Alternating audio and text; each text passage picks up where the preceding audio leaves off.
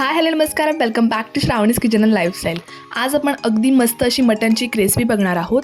ही बनवायला अगदी सोपी आहे आणि खायला तर अतिशय मस्त अशी लागते. तर ही मटन भुणाची रेसिपी कशी करायची ती आपण पाहूयात. दॅट इज सुरुवातीला आपल्याला मटन भुणाचा जो मसाला आहे तो बनवायचा आहे. त्यासाठी आपण इथे घेतलेले आहेत 8 ते 10 काळी मिरी, सोबतच एक मोठी विलायची आणि त्यानंतर आपण इथे घेतलेलं आहे हिरव्या विलायच्या देखील 4 ते 5. 2 टेबलस्पून आपण इथे धने घेतलेले आहेत. 1 टेबलस्पून आपण इथे पांढरे तीळ वापरणार आहोत आणि त्यासोबत 1 टेबलस्पून आपण इथे जिरा घेतलेला आहे.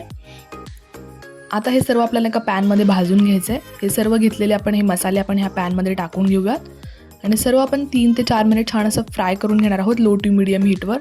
छान याला मस्त असा खरपूस रंग येत नाही तोपर्यंत ह्याला गार होऊन देऊयात. नंतर ह्याची अशी मस्त अशी पावडर बनवून घ्यायची आहे. ही जी पावडर आहे ह्याच्यामुळे आपल्या मटनला अतिशय वेगळी आणि मस्त अशी चव येणार आहे. त्यानंतर मी इथे कुकर घेतलेला आहे. कुकरमध्ये आपल्याला मटन शिजवून घ्यायचं आहे. त्याकरता आपण ह्यामध्ये 2 टेबलस्पून तेल टाकून घेऊयात. तुमची मटनची जेवढी क्वांटिटी आहे त्यानुसार तुम्ही ह्याच्यामध्ये तेल ॲड करू शकता. नंतर इथे 2 मोठ्या आकाराचे कांदे जे आहेत ते घेतलेले आहेत कट करून, ते आपण या तेलामध्ये टाकून घेऊयात. छान आपल्याला हे कांदे फ्राय करून घ्यायचे आहेत. सो कांद्याची क्वांटिटी थोडी आपण जास्त घेतलेली आहे. आता सर्व आपण हाय टू मीडियम हीटवर छान असं फ्राय करून घ्यायचं आहे. कांद्याला जोपर्यंत गोल्डन असा रंग येत नाही. आणि तुम्ही अजूनपर्यंत सबस्क्राईब केलेलं नसेल तर नक्की सबस्क्राईब करा. आणि तुम्ही इथे पाहू शकता मस्त असा गोल्डन रंग आलेला आहे. इथे मी स्वच्छ असं मटण जे आहे ते स्वच्छ धुवून घेतलेलं आहे आणि ते आपण ह्यामध्ये आता ॲड करून घेऊयात. मी इथे अर्धा किलो मटण वापरलेलं आहे. आता हे सर्व आपण व्यवस्थितपणे मिक्स करून घ्यायचं आहे.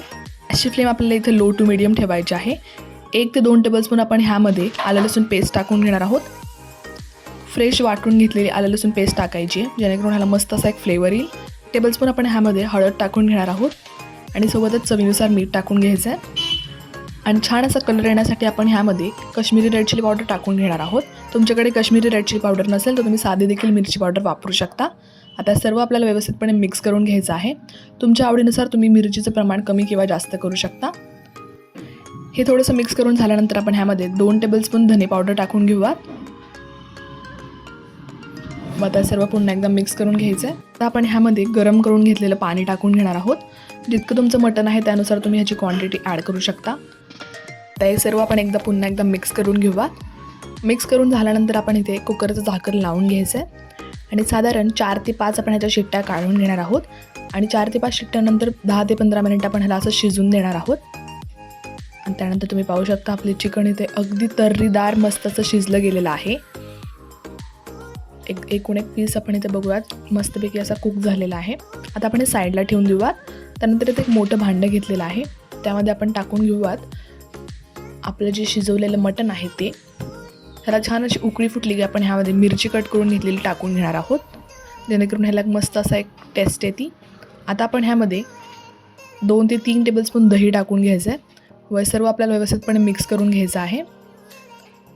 छान मीडियम टू हाय हीटवर ह्याला छान अशी उकळी फुटलेली आहे. आता जो मसाला आपण वाटून घेतला होता भुना मसाला तो आपण ह्यामध्ये टाकून घेणार आहोत.